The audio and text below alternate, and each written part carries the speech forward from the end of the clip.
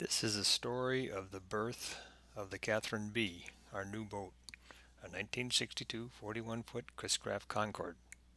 Our goal was to find something like a houseboat, which we could sleep on and take on longish trips down the lake. A houseboat seemed to fulfill these requirements, so that's where we started.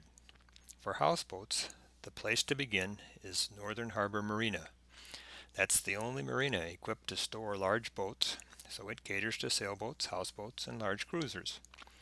Northern Harbor is located in Pine Portage Bay, about a 10-minute boat ride from camp. The houseboat you see reminded us of our days on the canals of England.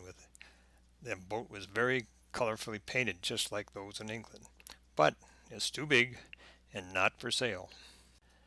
Walking the docks at Northern Harbor, we found only one boat for sale, and that was pretty big. However, in talking to the Northern Harbor owner, we learned that he had two smaller houseboats which he would sell. One was a real fixer-upper, and the other in better shape but more expensive. We arranged to look at the latter. You see it in the picture. You can see that the interior had a certain attraction. We could easily envision ourselves using this boat. It looks like a fairly modern setup with ship-to-shore radio and inside piloting, but a closer inspection of the roof revealed that it would have to be redone as there were some leaks, and the outboard motor that provided power was over 20 years old. We felt the asking price was high for what was there, and that we would have to put a fair amount into it to make it comfortable and reliable. We decided to look farther.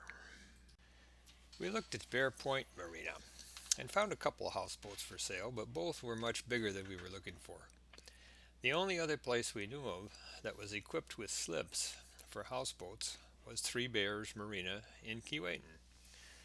No houseboats for sale there, but the office informed us that there were a couple of larger boats and showed us several pages of pictures and descriptions of an older Chris-Craft that they said was a real good deal. Why not take a look? So we did. At first we thought the boat you see was the one, but it did not fit the description.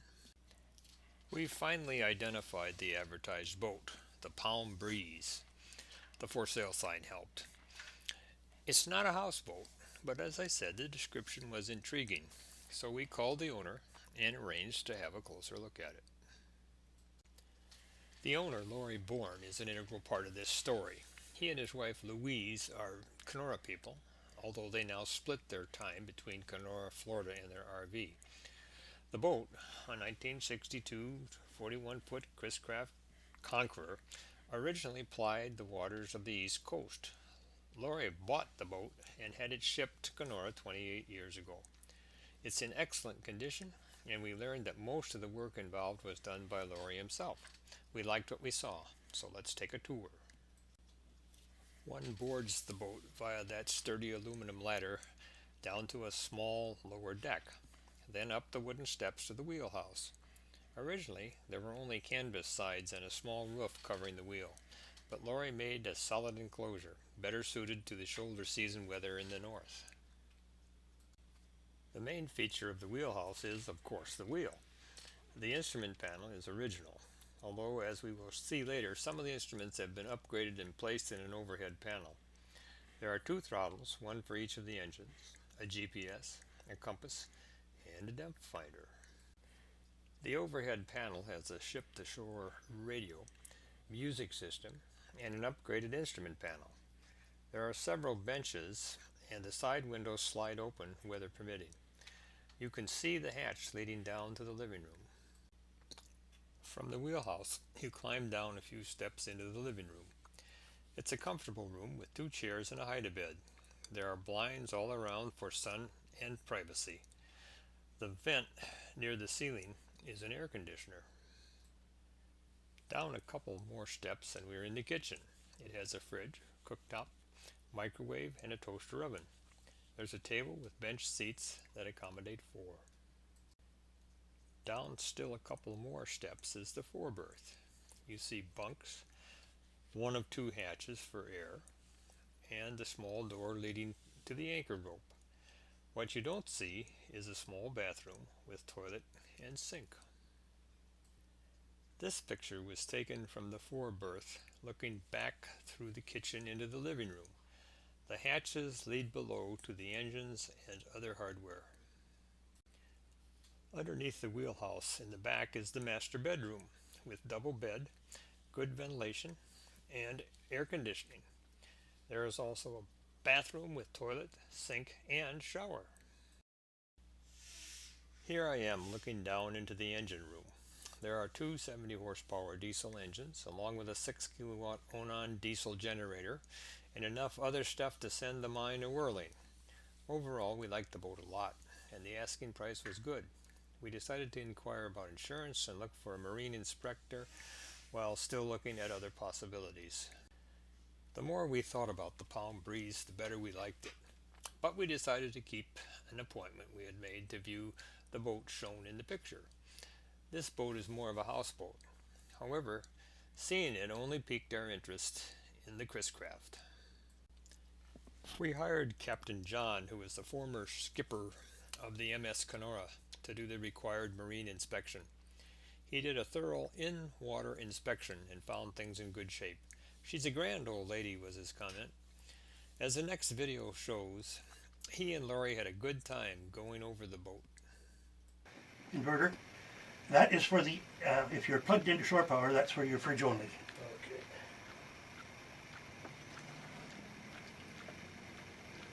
And that's breaker. Yep. Yep. Here I am trying to soak up as much as possible of the inner workings of the boat.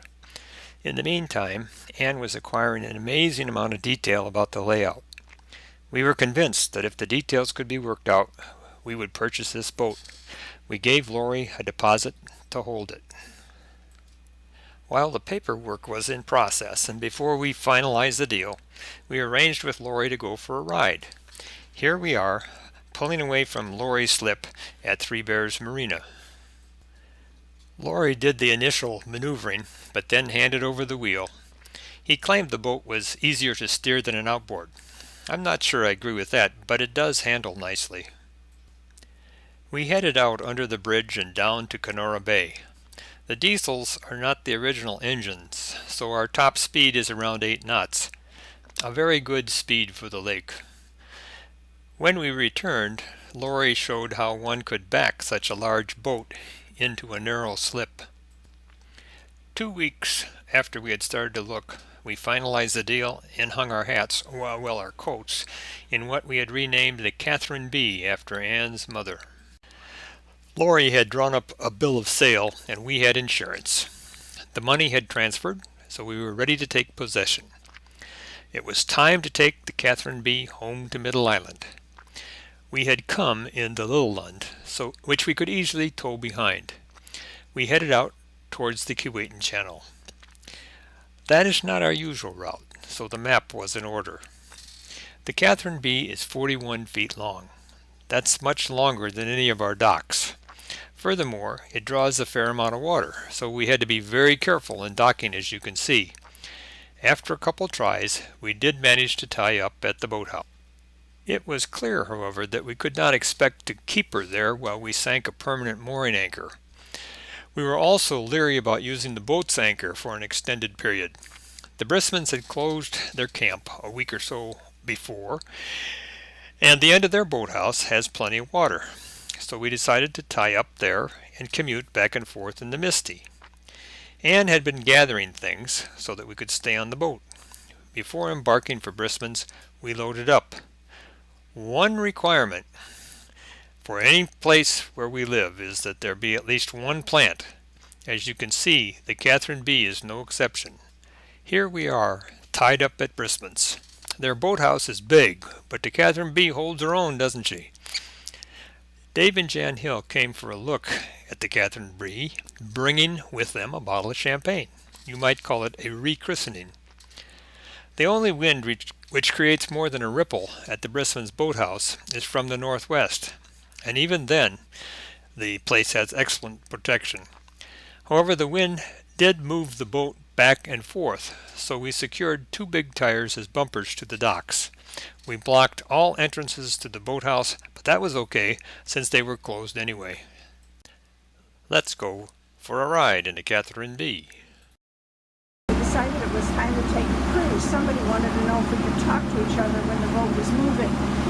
It's pretty quiet boat, so it's a lovely evening, and off we go. The next step was to work on a permanent mooring out in A Bay. Our original plan was to sink a barrel full of concrete with a chain to a mooring ball. Terry Lenny found an old barrel for us, and I proceeded to cut the top off and drill holes for rebar. We would need to purchase a mooring ball, so we went into Docks and Lifts to get one. While there, we asked how much weight they would use on an anchor. The upshot was that we decided to have them come out and install a heavy-duty mooring system. They promised they could do this within a couple of weeks. This occurred on a Thursday. Friday, mid-morning, look what came chugging into the bay. It would take them a few minutes to chain the blocks together. I had not placed a marker at the spot we wanted yet, but I had laid out distances on rope for measuring purposes, so I got Woofing to mark the spot. I measured out from shore close to 100 feet at probably the most protected part of the bay with sufficient water, and let down the orange marker buoy we used to mark the reefs while fishing. So the barge moves out from the beach with the two anchor blocks chained together. They met me at the marker. Just for insurance, they moved out a few feet farther for the drop.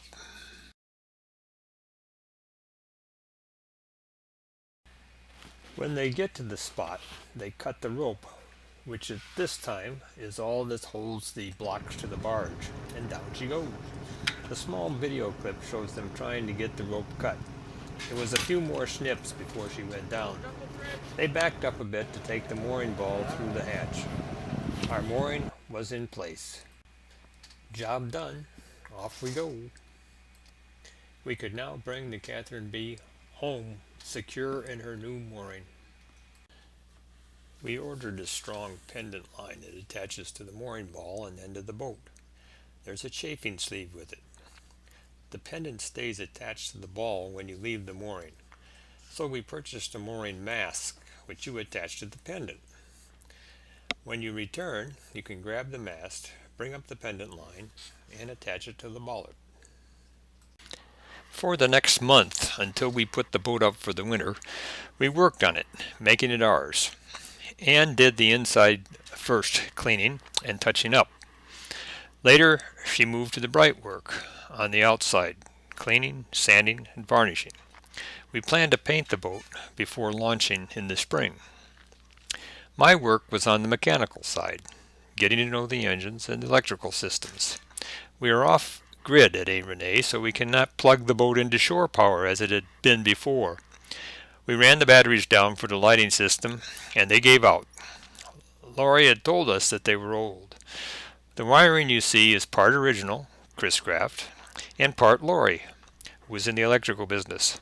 I learned to get around in the engine room. From time to time we had visitors aboard. We were not ready to take anyone cruising yet, but moored up is another story. There was Maddie, Caroline and crew, Lois and Rich, and Judy and Al. The process is to ferry guests out in a small boat and have them climb the ladder into the Catherine B. Until we put her up on September 24th, the Catherine B mostly rested peacefully at her mooring, probably chafing at the bit to get cruising. We did just enough to get an idea of what we wanted to buy during the winter. Laurie had volunteered to help winterize the boat. We arranged things for a lift out at Northern Harbor September 24th. Off we go.